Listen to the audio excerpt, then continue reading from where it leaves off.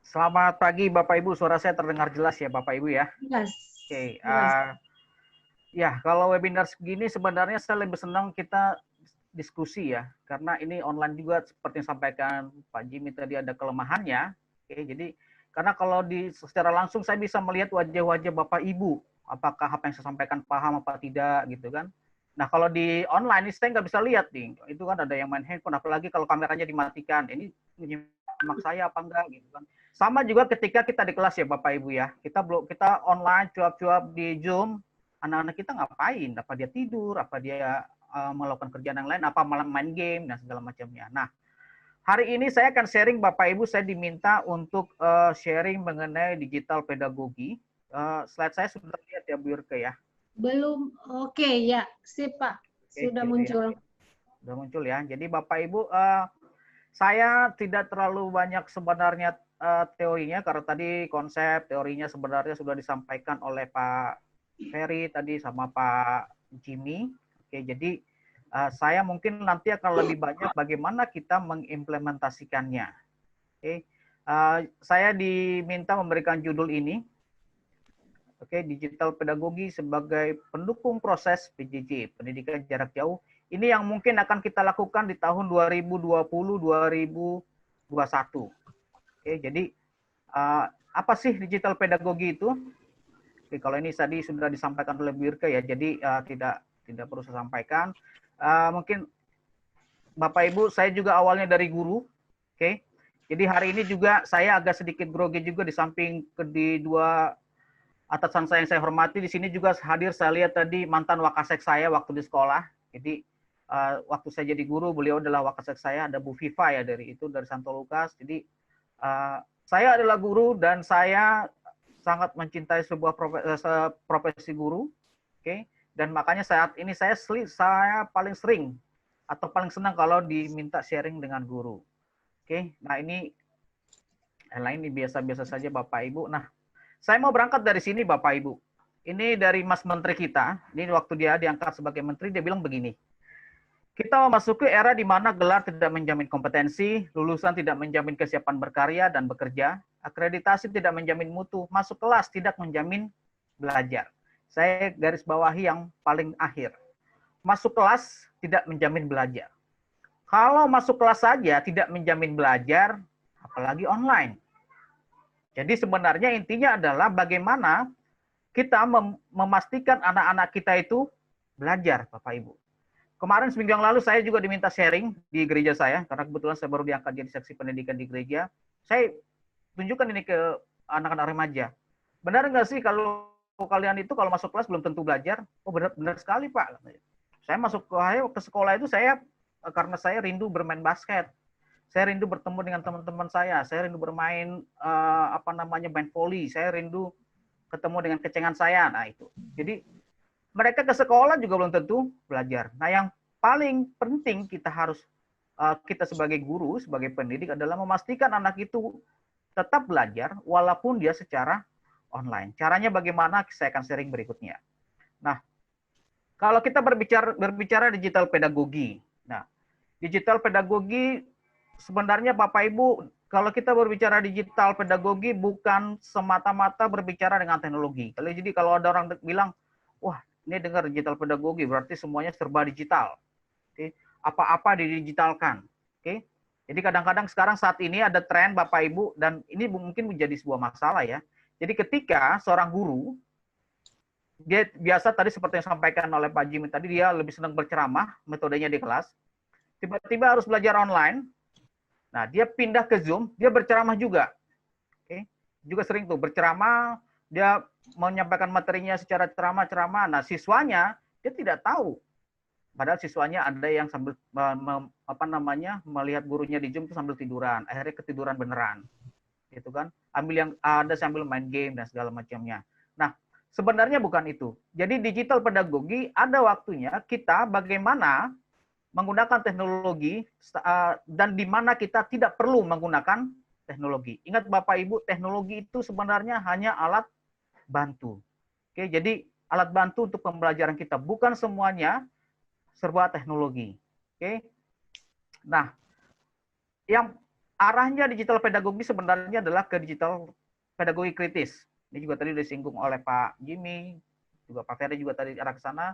Jadi teori dan praktik didesain untuk membangun kesadaran kritis peserta didik. Nah, pedagogi kritis sebenarnya di situ ada mengarah pada sebagai paradigma berpikir, oke, di atas dibangun atas dasar critical thinking, jadi mempertanyakan dan mengkritisi pendidikan sendiri.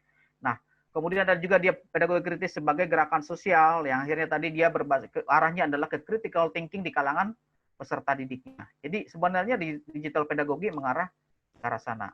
Nah, ada di sana critical pedagogi digital pedagogi kritis sebenarnya dia memusatkan praktik pada komunitas dan kolaborasi. Ini juga tadi sudah disampaikan oleh Pak Jimmy. Kolaborasi Bapak Ibu.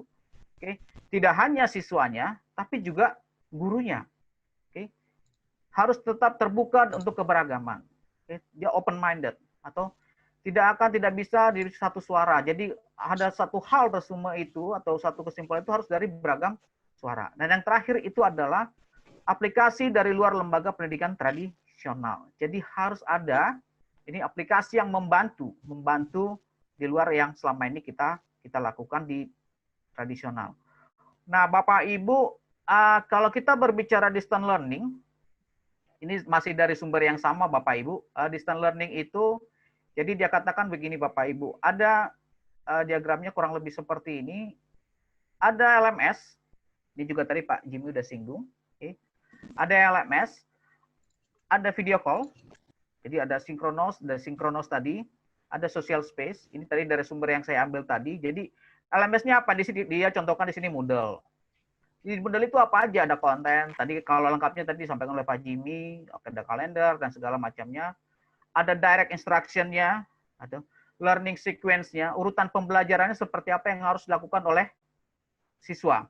Dan kalau bisa itu siswanya tanpa bertanya ke orang tuanya dia bisa pahamin. Oke. Ada media yang kaya, rich media. Jadi kontennya itu gimana supaya menarik? Ya harus kaya akan sumber pembelajaran, akan digital content itu kan bermacam-macam ya. Jadi jangan hanya cuma satu, misalkan hanya berupa teks. Berapa lama sih siswa bisa bertahan membaca sebuah teks Bapak Ibu? Oke. Nah, kalau video, bagaimana kalau video? Apa sih yang harus kita perhatikan ketika kita membuat sebuah video? Oke, nanti saya akan diskus lebih banyak itu. Sinkronosnya dia menggunakan video call. Itu bisa ada Skype, sekarang seperti Zoom yang kita pakai sekarang ini. Nah, di situ dikatakan ada coaching. Jadi posisi guru itu sudah bergeser. Kalau di kelas dia fasilitator, di sini dia katakan ini harus jadi coaching, melatih. Jadi berbeda gitu. Ada direct instruction, ada tutorial, ada demand problem solving, ada pembahasan permintaan bagaimana kita memecahkan masalah yang dihadapi oleh siswanya. Kemudian ada social space, jadi untuk teamwork, peer collaboration, point of tip updates. Nah, ini sebenarnya social space juga sebenarnya ini sudah bisa dilakukan di LMS. Oke, jadi itu kalau kita ingin melakukan sebuah blended learning dari sisi digital pedagoginya. Kemudian saya lanjutkan, Bapak Ibu, distance learning atau online learning, oke, itu sebenarnya ya kita akan melakukan ini karena kita terpaksa, seperti disampaikan Pak Jimmy, paksa, oke. Tapi sebenarnya kalau saya sih berpikir positif ya. Jadi situasi COVID apa sih keuntungannya? Apa sih? Jadi ya mungkin banyak keuntungannya yang kita tidak sadari. Distance learning juga banyak Bapak Ibu keuntungannya seperti apa? Karena distance learning itu sebenarnya bukan hal yang baru sebenarnya. Tapi kita saat ini dipaksa melakukan itu, jadi seolah-olah terlihat baru. Tapi di beberapa negara itu distance learning itu lebih hal biasa. BINUS juga sebenarnya udah biasa karena kita punya program online learning di situ.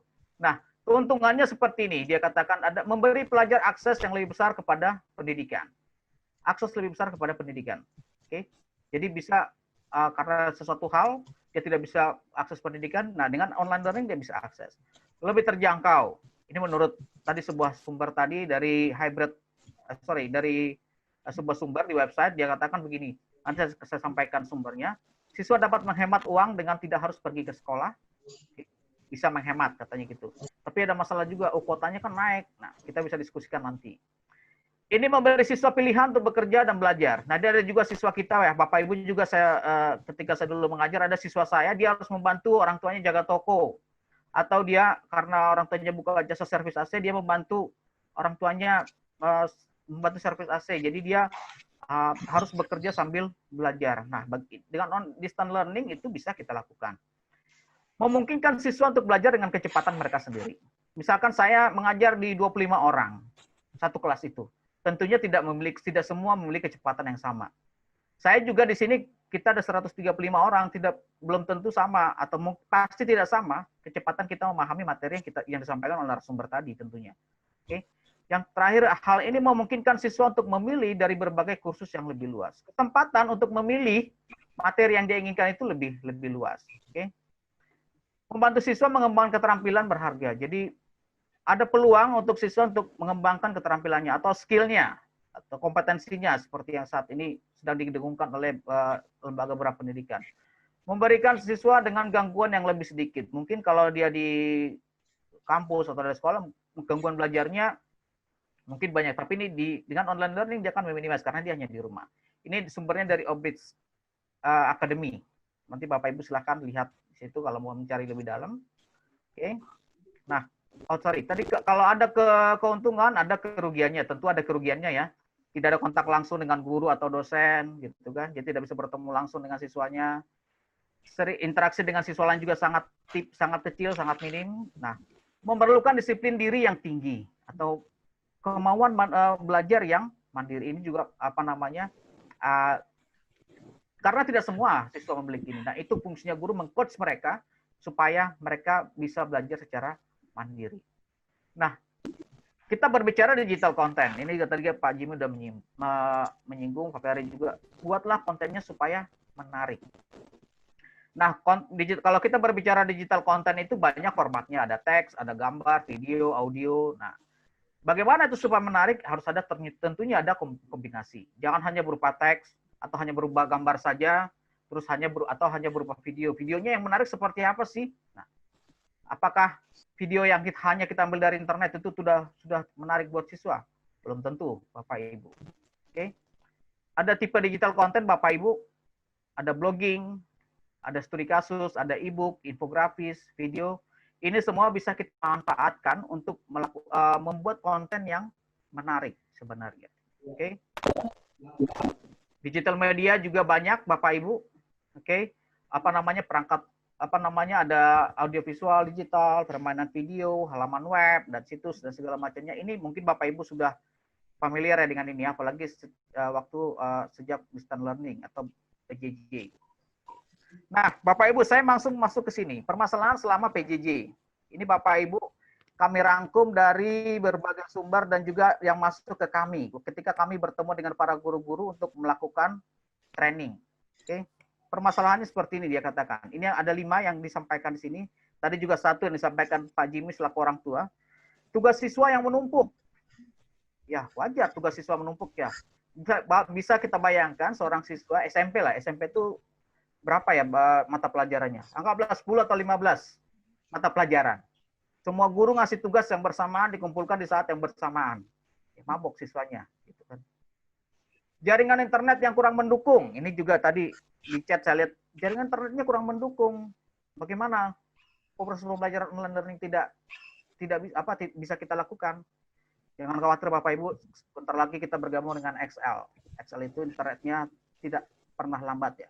Ya Bapak XL ya. Oke. Mudah-mudahan nanti kita bisa saling koordinasi.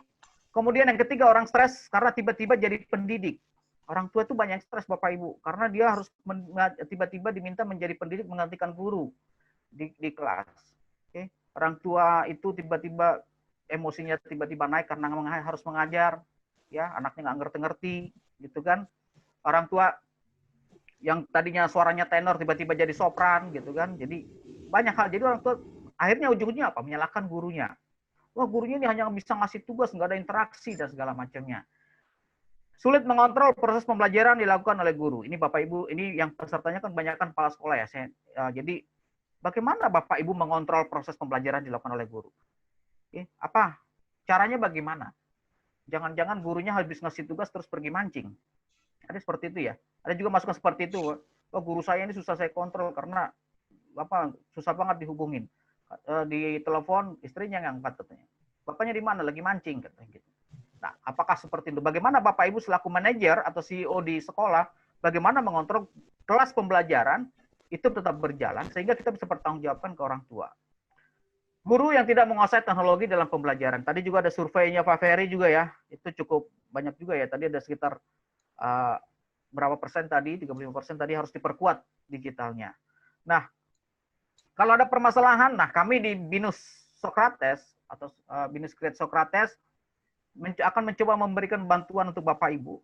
Tadi untuk menjawab permasalahannya, yang pertama tadi tugas siswa yang menumpuk. Oke, Bapak Ibu, tadi juga Pak Jimmy sudah menyinggung. Kenapa sih tidak kolaborasi saja? Jadi tadi kimia, fisika jadi satu tugas. Oke, jadi kalau 5 mata pelajaran digabung jadi satu, itu jadi siswa hanya memiliki tiga tugas. Jauh lebih simpel. Kalau pertanyaan KD-nya gimana Pak? Terus nanti bagaimana penilaiannya? Nanti silakan hubungi kami Bapak Ibu. Ada Pak Jimmy di sini. Oke. Kemudian jaringan internet yang tidak memadai. Bapak Ibu seperti yang saya katakan di awal, tidak semua harus koneksi internet. Ada waktunya kita menggunakan internet. Ada waktunya tidak perlu. Oke. Bahkan saat ini kami juga sedang mengembangkan di Sekolah Maya, yang singgung Pak Jimmy, Sekolah Maya, bagaimana itu digunakan untuk digunakan secara offline. Jadi kalau di Sekolah Maya itu Bapak Ibu itu tidak perlu dikoneksi internet terus. Tapi dia bisa siswa bisa melihat materinya, mengerjakan kuisnya secara offline. Nah, juga sekarang kami kembangkan juga kemarin kita sudah juga uji coba saya sebutkan saja di sebuah sekolah PL Delta Mas. Nah, cuma memang masih ada kekurangannya, tapi sudah kami perbaiki di sana. Jadi siswa mengerjakannya secara offline, untuk uploadnya dia harus online. Itu bisa salah satunya. Atau cara lain nanti di sini juga tadi seperti yang disampaikan Bu Irke, kita juga akan kerjasama dengan XL. Nah, itu akan sedikit membantu Bapak Ibu. Jadi tetap kontak dengan kami. Yang ketiga, konten yang menarik dan mudah dipahami oleh peserta didik. Ini menangani oleh orang tua yang stres. Oke. Orang tua stres karena dia tidak paham bagaimana menjelaskan materinya ke siswa. Nah, bagaimana supaya guru harus punya kreativitas, materi yang disampaikan itu tanpa dibantu orang tua, itu dia udah paham. Ya pertama dia harus menarik, harus simpel, harus ringkas mungkin. Oke. Jadi ini juga kemarin saya baru melakukan training juga di sebuah sekolah di Jogja. Mungkin koordinatornya ada di sini. Nah, gurunya yang merasa terinspirasi supaya bagaimana dia membuat konten yang menarik. Caranya nanti Bapak Ibu, ya silakan hubungi kami. Kata kuncinya silakan hubungi kami ya. Kalau saya hari ini, Bapak Ibu. Ya, jadi kemudian yang terakhir bagaimana seorang kepala sekolah yayasan mengontrol pembelajarannya, yang pasti tadi gunakan LMS. Jadi Bapak Ibu tahun 2020-2021 pastikan Bapak Ibu kalau ingin mengontrol kelas yang ada di sekolah Bapak Ibu yang dilakukan oleh gurunya, gunakanlah LMS. Oke, LMS seperti apa? Nanti saya akan tunjukkan Bapak Ibu.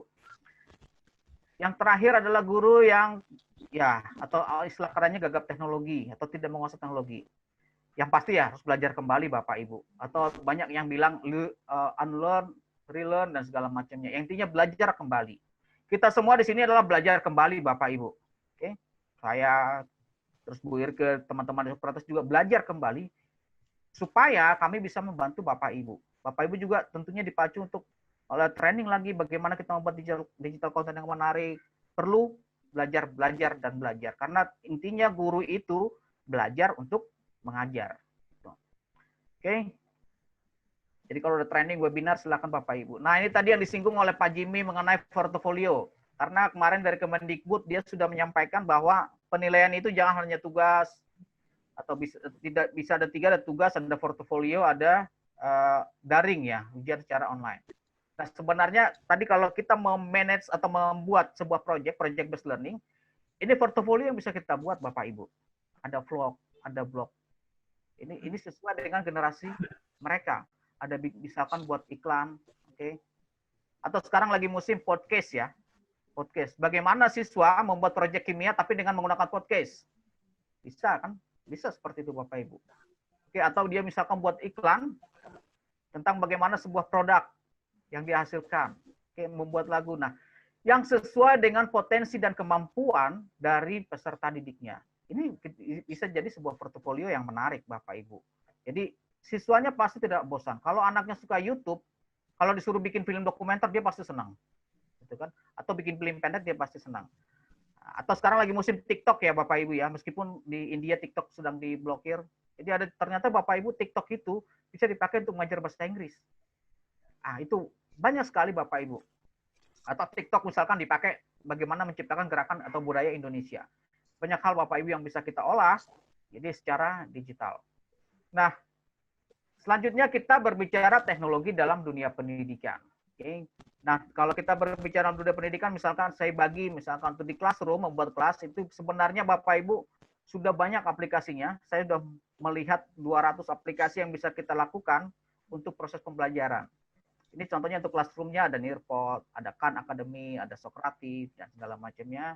Kemudian bagaimana membuat interaktif konten. Nah, ini ada juga mungkin Bapak Ibu udah pernah sering quizzes, Kahoot. Nah, ada juga Easy, Evolve, Genially, dan juga macam-macam lain. Silakan nanti Bapak Ibu explore.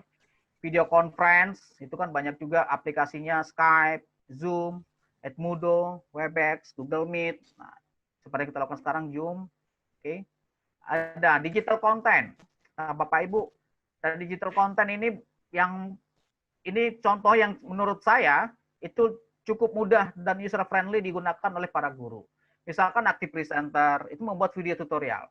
Meskipun Bapak Ibu pemerintah katanya akan membuat 1000 video ya untuk mendukung pembelajaran sampai akhir tahun. Tapi Bapak Ibu yang bisa sampaikan adalah bagaimana kita membuat keterkaitan atau bonding dengan siswa kita. Tentunya akan berbeda efeknya seorang siswa yang melihat video orang lain dibandingkan dengan video yang dibuat oleh gurunya. Kredibilitas guru juga akan meningkat di depan siswanya. Oke. Kemudian juga semangat mereka, motivasi mereka juga, "Woi, guruku nih bikin video yang menarik banget nih, saya seneng nih." Wah. Jadi hari ini tertarik untuk melihatnya. Kemudian ada Powtoon, ini membuat video animasi Bapak Ibu. Oke. Ini khususnya guru kepala sekolah TK, SD juga itu akan sangat menarik menggunakan itu. Kemudian ada Padlet, ini juga membuat materinya semakin menarik, beragam, ada audio, ada video, ada teks, ada link website dan segala macamnya, dan sangat menarik. Sway, nah ini yang seperti yang saya gunakan ini Bapak Ibu, Sway. Oke, jadi kalau saya mau share ke siswa saya tinggal share linknya saja. Ini tidak perlu saya simpan terus. Nah, yang pasti tidak akan kena virus dan tidak akan hilang Bapak Ibu. Oke, ini Sway yang saya pakai seperti ini.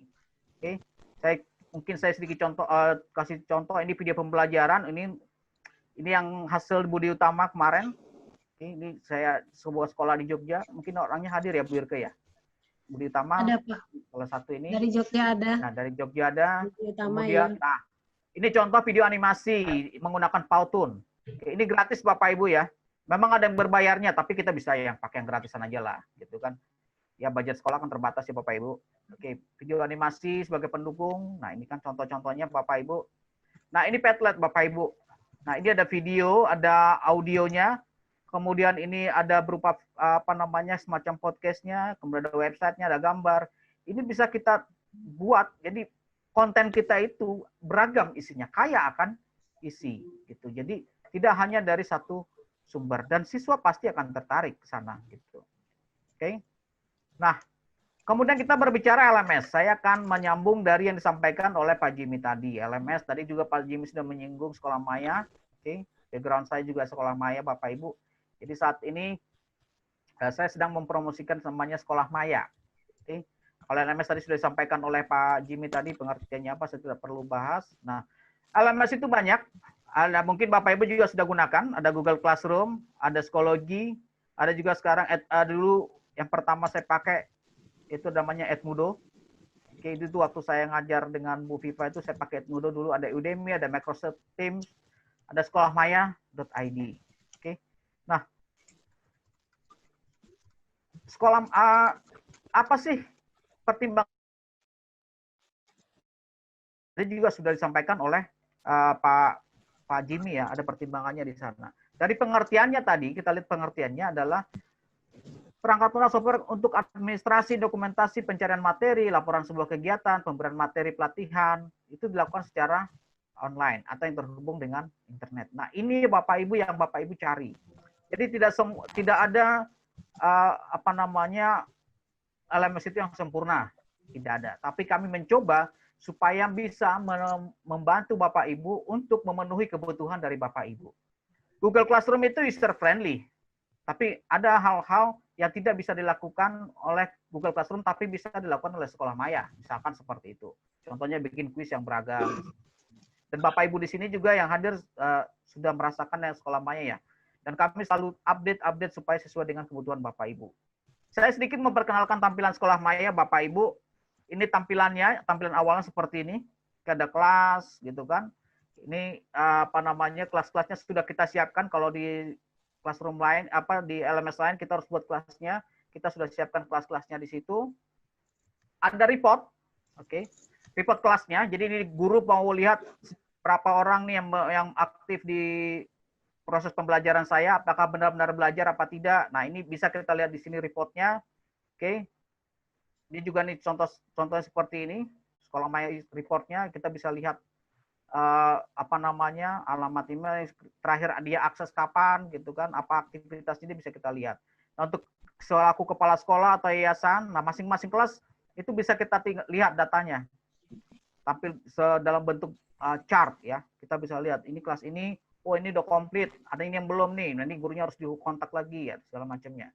Oke, ada juga di sini contoh kelas. Jadi kelas di sini juga kita di kelas itu misalkan kita buat persepsi, bisa buat kayak materinya, ada persepsinya, terus pertemuannya, materinya bisa berupa video, bisa berupa PDF atau PPT dan segala. Ada forum diskusinya. Oke, forum diskusinya anak itu tidak akan bisa memberikan opini tanpa dia anak itu tidak akan bisa melihat opini temannya tanpa dia memberikan opini terlebih dahulu. Kita buat forum diskusi. Jadi ini untuk menjaga komunikasi kita, karena tadi kan ada sosial tadi kalau di blended learning.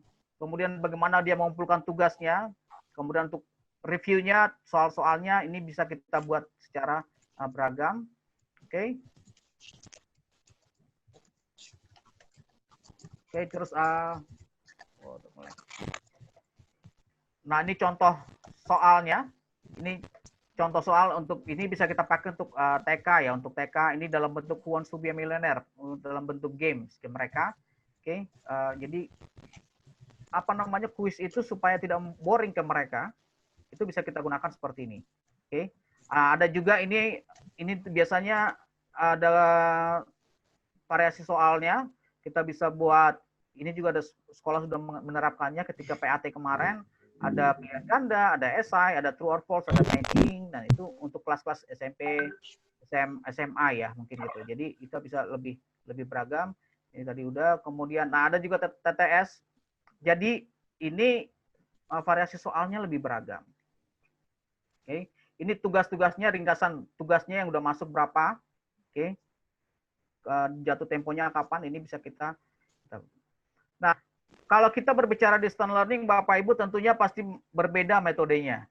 Oke, metodenya itu ada di misalkan yang kita coba analisa adalah yang paling tepat untuk distance learning sebenarnya ada ini Bapak Ibu, ada Flip Classroom. Oke, Flip Classroom ya mungkin Bapak Ibu udah dengar. Jadi materinya itu sudah disiapkan di LMS. Jadi dia anak itu sebelum ketemu dengan gurunya di Zoom, itu dia sudah membaca materinya, dan kalau bisa dia membuat pertanyaan. Jadi ketemu di Zoom itu adalah diskusi. Jadi ketemu di Zoom itu adalah siswa akan memberikan pertanyaan ke gurunya atau menyampaikan hal-hal yang dia belum paham. Jadi gurunya tidak ceramah di Zoom gitu. Karena pasti siswanya akan boring. Ya saya juga tahu Bapak Ibu juga sekarang udah mulai boring nih kan dengar kami ceramah seperti ini. Ada juga problem based learning, ada project based learning, ada inquiry based learning. Ini kalau discovery based learning. Kalau ini kan udah biasa Bapak Ibu dengar, karena ini di K13 juga ada. Kemudian ada STEAM. Nah, pendekatan STEAM ya. Jadi sekarang juga ada dari Himpunan Pendidik Penggerak 4.0, itu sudah sedang mensosialisasikan ini STEAM. Jadi ini tadi yang disampaikan Pak Jimmy. Jadi mengcombine beberapa mata pelajaran menjadi sebuah project. Caranya bagaimana nanti silakan hubungi kami. Ya Pak Jimmy ya. Oke, jadi bisa kita bantu. Atau nah ini juga apa namanya STEAM ini cukup menarik Bapak Ibu dari yang saya pelajari bagaimana kita memandang sains itu dari sisi seni. Sains, seni. Jadi kalau sains itu kan ilmu pasti katanya gitu kan. Penuh logika. Seni itu nggak pasti karena tidak seni itu tidak pernah mengenal kata salah. Gitu kan. Orang kalau misalkan salah motong rambut misalkan gitu kan, itu bisa jadi sebuah model yang baru. Tidak ada yang salah gitu. Nah, itu di STEAM. Kemudian ada metode gamification. Ini yang kami sedang terapkan dan saya juga minta teman-teman di Socrates juga menerapkan ini. Gamification ini begini Bapak Ibu. Kita buat, kalau tadi kan Pak Jimmy mengatakan kalau masa online learning itu sebenarnya guru lebih kerja keras. Betul Bapak Ibu. Nah, apalagi kalau menggunakan metode gamification, Bapak Ibu misalkan siapkan materinya itu selama 1 semester. Oke. Misalkan KD1, KD2, KD4 dan segala macam sampai KD 1 semester itu. Di situ di kontennya ada materinya, kemudian ada soal-soalnya di sana. Nah, dia anak ini kita harus pastikan menguasai konten itu KD1 itu baru dia masuk loncat ke berikutnya. Jadi harus selesaikan dulu soal atau project yang ada di KD1, baru dia masuk ke KD kedua. Gitu. Jadi kalau dia tidak bisa selesai, dia tidak akan bisa lanjut ke KD berikutnya. Karena main game juga begitu ya. Kalau anak itu main game, kalau dia level 1, dia belum selesai, belum lulus, atau belum bisa menang di level 1, dia nggak akan bisa masuk ke level 2. Jadi begitu Bapak Ibu. Ini akan memotivasi siswa. Jadi anak yang tadi kecepatannya lambat, itu akan terakomodasi. Gitu. Jadi keuntungannya bagi guru, ketika dia harus mengambil nilai per KD, mereka dia tinggal download. Apalagi kalau dia pakai sekolah maya, selesai. Gitu. Jadi metode gamification. Implementasinya lebih dalam, kita bisa latihan kembali Bapak Ibu. Oke, ini hanya kulit luarnya saya sampaikan. Oke. Yang terakhir adalah gunakan metode pembelajaran yang membuat peserta didik menjadi lebih kreatif dalam menemukan solusi masalah.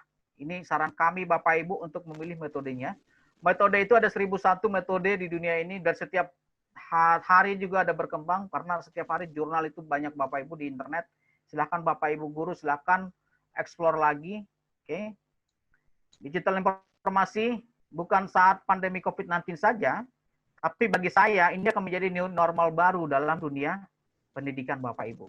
Jadi saat ini kita dipaksa karena COVID, tapi setelah COVID, pandangan saya itu akan tetap kita akan melakukan hal yang sama. Oke, selamat datang Bapak Ibu, selamat menyambut era baru dalam dunia pendidikan kita.